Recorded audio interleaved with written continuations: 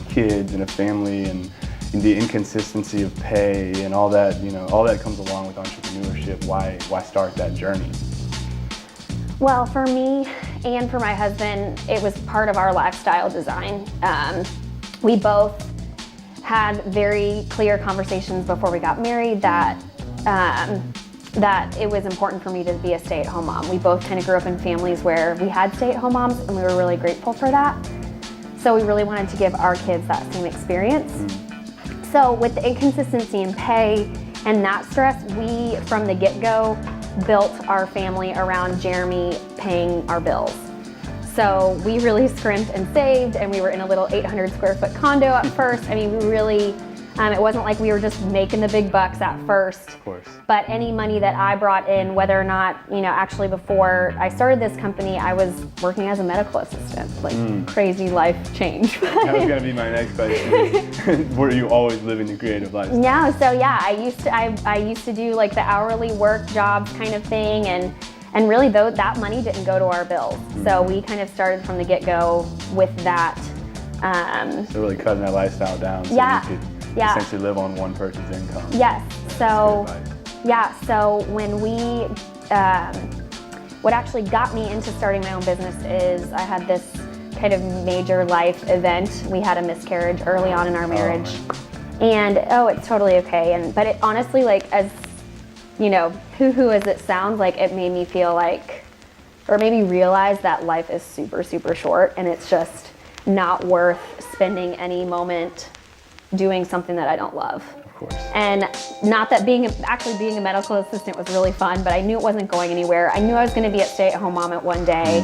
I wasn't going to be able to work 9 to 5 in an office, so I just literally up and started my own company, and again, like, that kind of, since we already had that foundation of not leaning on my income, I was able to do that and not stress our family budget. Yeah, that's huge. I think I struggle with that early on as well, is giving it, or most creatives, I think, when you're trying to make that transition from the work life, or whatever that life that's, that you don't necessarily desire, and trying to go into a creative life or something that's life by design, basically, is that financially, most people don't have the opportunity to even give themselves a chance. They don't have $1,000 or even, $500 in savings. So how can you expect to, go out and put energy towards this other thing when all of your energy is going towards supporting the current lifestyle that you're living? Yeah, and honestly, like, I don't think there's anything wrong with people having a full-time job and starting a business. I know that's like a hot topic in our industry, but I was just fortunate that we had already started on this path, so that's why I could literally just up and quit my job and pour myself into this,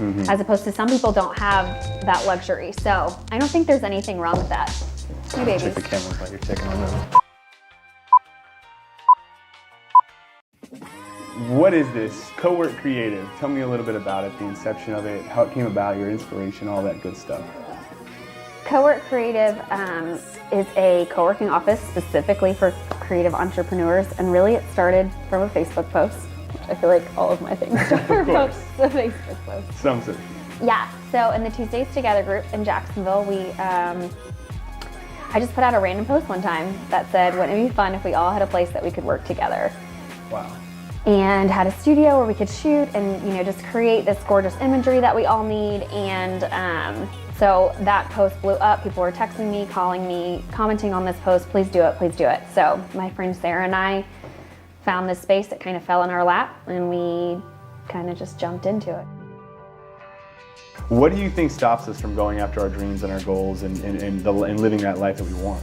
Goodness, I mean, I think the main thing is fear. Like, people are just afraid to do their own thing. I think they, especially with social media involved, the comparison game is so strong, and we think that, we see somebody else's path and we see their success, and we think that we're supposed to do that in order to achieve that. And that kind of hinders us and actually doesn't allow us to do the things that we love, and doesn't allow us to be on our own unique path to happiness and joy and success. So I think when we just let that go and start following our own thing,